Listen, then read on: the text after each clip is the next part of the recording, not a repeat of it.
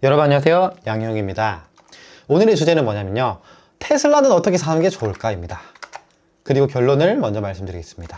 어떻게 사는 게 좋을까. 이거는 리스 렌트로 사는 게 좋습니다. 4명이는 피하자, 소유는 하지 말자입니다.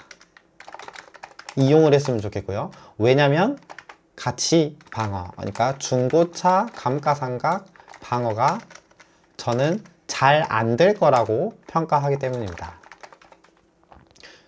결론을 너무 다 말씀드렸죠. 그러면 이제 근거가 필요합니다. 테슬라는 일단 약간 이렇게 이걸 먼저 말씀드리고 싶어요. 내연기관은 차를 만들 때 한 2.5만 개에서 한 3만 개 정도의 부품을 잘 이렇게 조립해서 만든다고 하면은 전기차는 한 1.5만 개에서 2만 개 정도가 들어가요. 이거는 뭐 제조사에서 막 발표를 딱 해주는 건 아니기 때문에 약간 통상적인 수치라고 봐야 되는데, 대체로 전기차가 내연기관 차에 비해서 30-40% 정도 부품 개수가 적다. 무슨 말이냐면 만들 때는 되게 단순하고 잔고장에서도 조금 더 확률이 낮다고 볼 수도 있어요. 부품 개수가 적으니까, 단순하고 구조가 그러니까. 근데 고장이 일단 한 번만 나기만 하면 수리비가 매우 높을 가능성이 있다.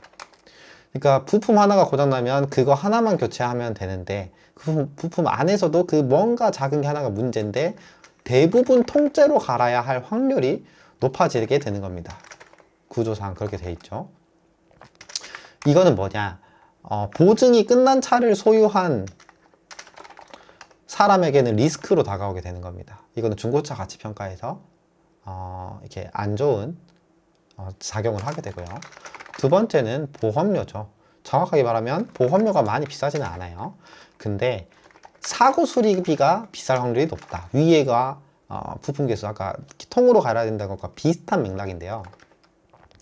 사고 수리를 하게 될 경우에 이게 금액이 너무 비싸다. 그럼 무슨 말이죠? 내가 사고가 났고, 뭐 과실이 7대3이면 내가 7이다. 좀 잘못을 했어요. 그럼 책임을 져야 되는데 수리비가 크게 나왔다. 그러면 내 보험료 할증이 크게 된다는 겁니다. 이건 뭐죠? 구매자 입장에서 어쨌거나 리스크로 작용하게 된다는 겁니다. 이게 내연기관 차에 비해서 비슷한 데미지면 상대적으로 그럴 수 있다는 거고요.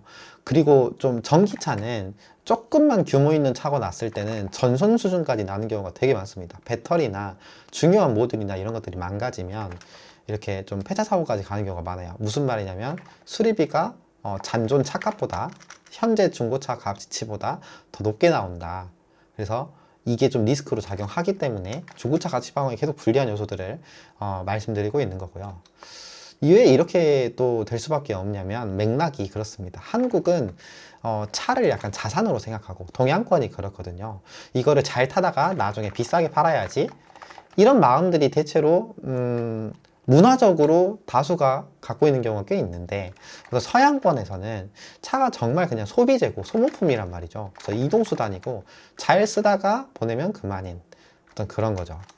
그래서 수명이 다 하면 뭐 버리는 거고 이렇게 되는 건데, 그래서 그렇다 보니까 정비 용이성이나 이런 것보다는 생산수단을 되게 단순화해서, 그러니까 생산 공정이나 이런 거 단순화할 수 있죠. 부품 개수가 적고 이렇게 통으로 다 찍어내고 하면은, 그리고 그렇게 하면은 정비성이나 이런 게 떨어진다고 해도 그런 거는 감안하고, 이런 거를 단순화하고 공정을 그렇게 간단히 하면서 생산비를 낮추고 신차값을 낮추겠다는 겁니다. 그리고 수명이 다하면 보내주는 거죠. 무슨 말이냐면 대체로 중고차 가치 하락이 되기 좋은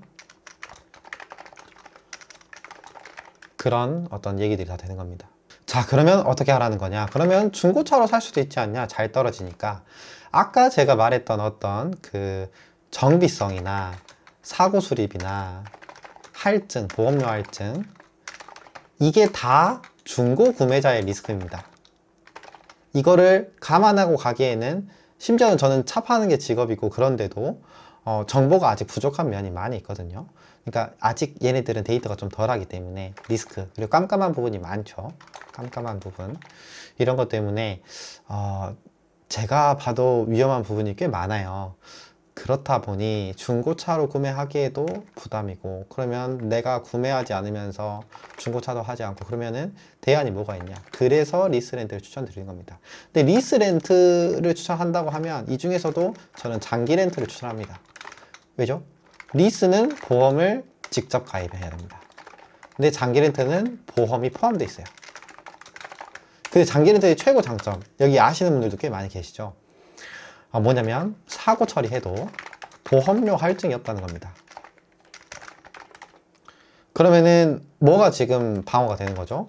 예를 들어서 사고 수리를 해야 될 일이 생겼고 내 과실이 큰데 장기 렌트로 타고 있었다면 그냥 면책금만 내면 끝난다.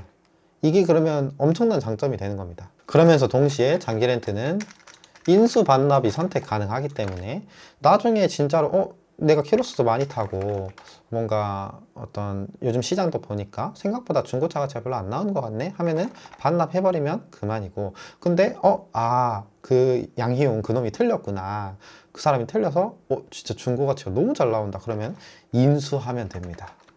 그래서 뭐 되파는 방법도 있겠죠. 그냥 유지를 해도 좋고요. 그렇게 되는 겁니다.